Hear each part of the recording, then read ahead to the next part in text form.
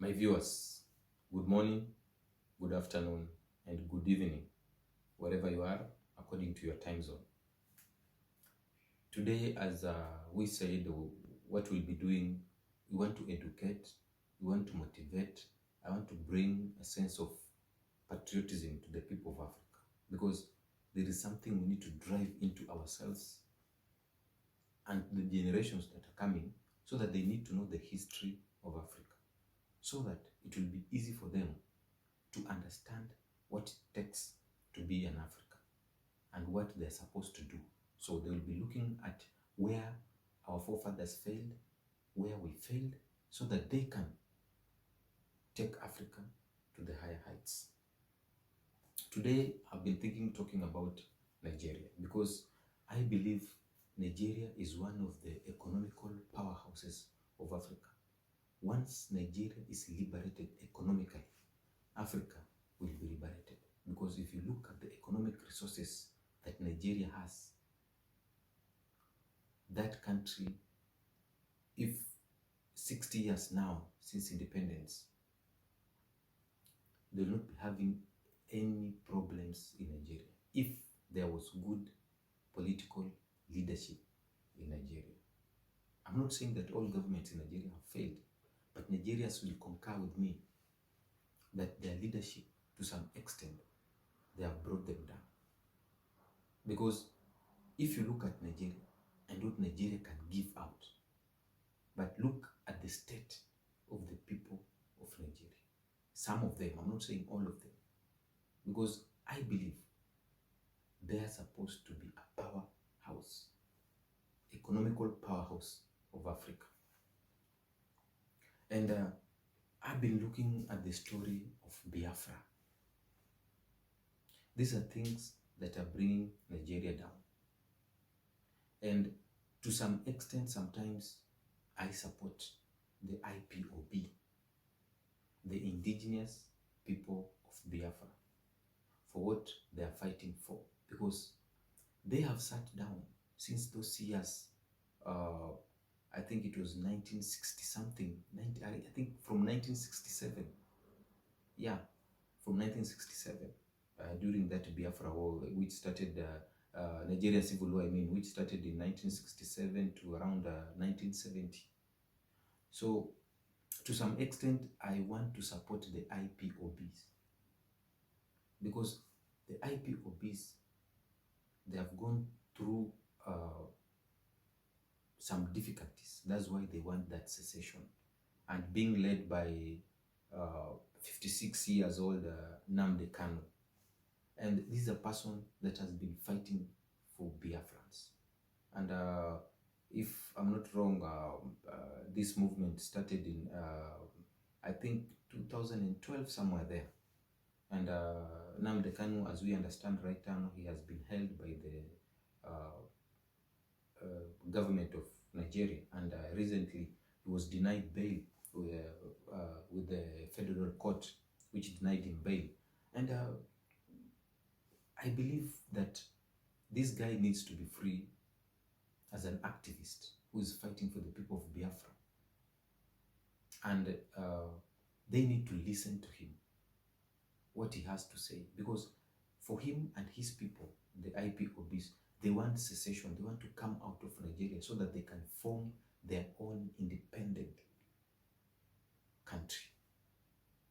And if you talk to Nigerians, they have even their own flag. Those are Biafrans, because of the problems that the government of Nigeria has made them go through. That's why they are fighting for that. If at all, this Nigeria as a whole, it was balanced in a way that if they are forming the government, they need to balance these people from the south, these people from this side, so that they can form a compact and a government that is like, it touches the whole corners of Nigeria. Because for these Biafrans to feel like that, then there's something that they're not getting from the government. That's why they want to fight for secession. And very many people have died because of this. And recently I had Nnamdi Kanu talking to the Biafrans and telling them to maintain peace, because the struggle is still on. And if I'm not wrong, in 2001, Nnamdi Kanu was arrested, and he was arrested in Nairobi. I think he was in transit moving to somewhere. Then he was brought to Nigeria, and President, the former president of Nigeria, Mr. Buhari, who arrested Nnamdi Kanu. Until today, they're still disturbing him. And you know, he's a dual citizen, Nigerian and British. So Nnamdi Kanu has been fighting for the secession of the people of Biafra. And I want to say that I support him until the time that the government of Nigeria will listen to him. You know, until now, the government of Nigeria has made the Biafrans of the IPOB like the terrorist groups, like it's a terrorist group, the IPOB. But I think it's not supposed to reach there, because these are just people that feel that they have been left out by the government. That's why they are fighting for their own state.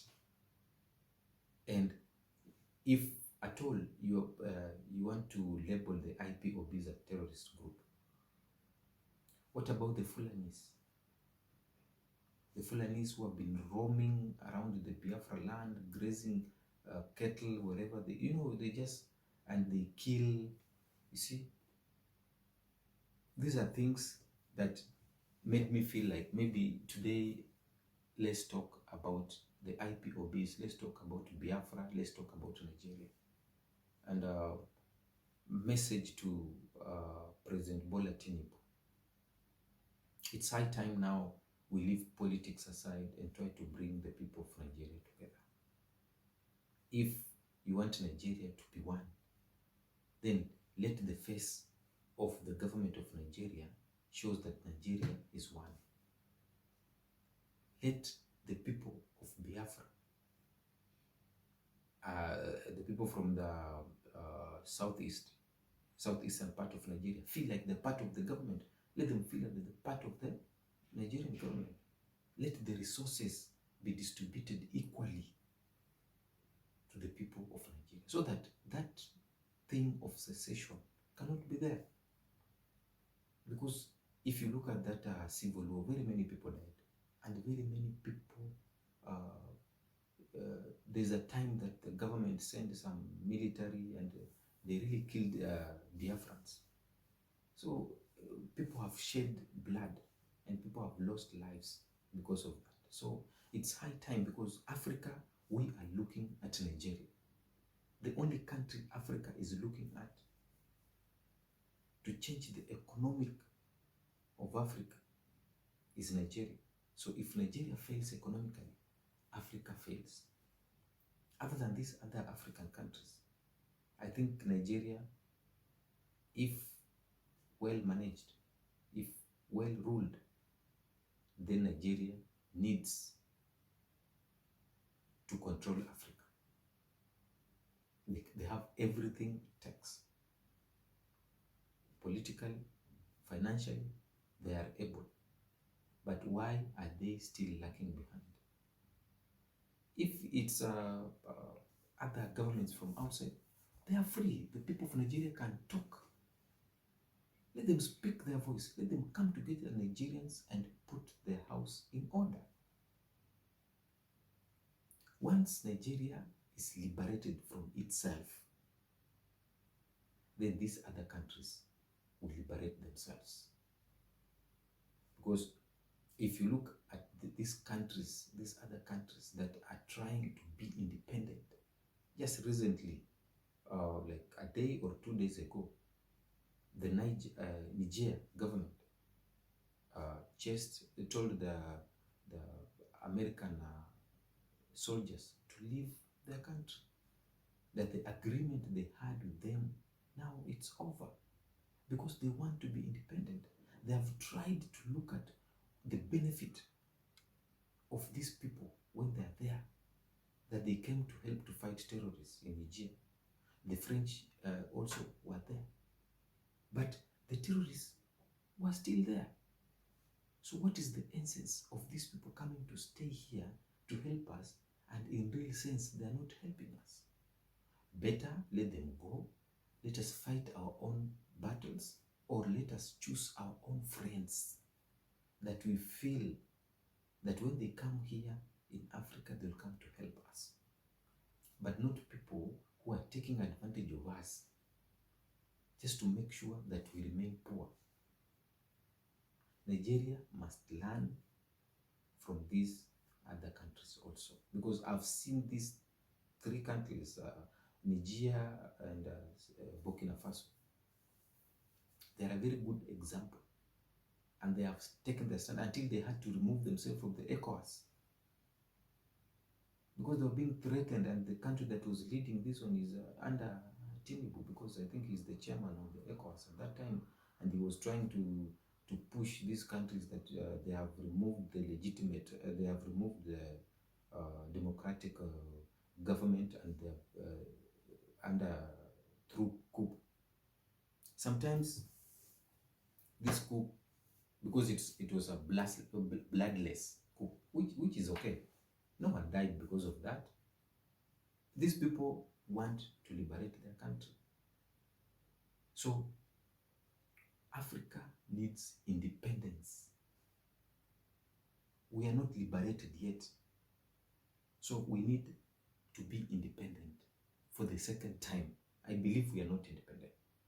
So when you see these other countries trying to get away from this neocolonialism, this is a new colonization style that is coming to Africa. If these other small countries are trying to drive themselves out of that, let our leaders, let our president to stop listening to these other countries. Let them sit together, discuss, and there will be peace in Africa. Look at Congo. We're having a very big problem in Congo. And we are just Africans. Let us sit and find where these problems are. Let us use our natural resources well. Let us not allow people from outside to come and control our natural resources. This is what African leaders need to fight for. Let us control our own resources so that we can change the lives of our own people. Africa, we need to make sure that our leadership, if it comes to times of election, let us choose leaders that we know they are going to liberate us, not selfish leaders. Nigeria, we believe that if you stand well, you are the economical powerhouse of Africa. Very many African countries are looking at you, so don't let Africa down. My viewers, remember to subscribe and comment. Thank you very much.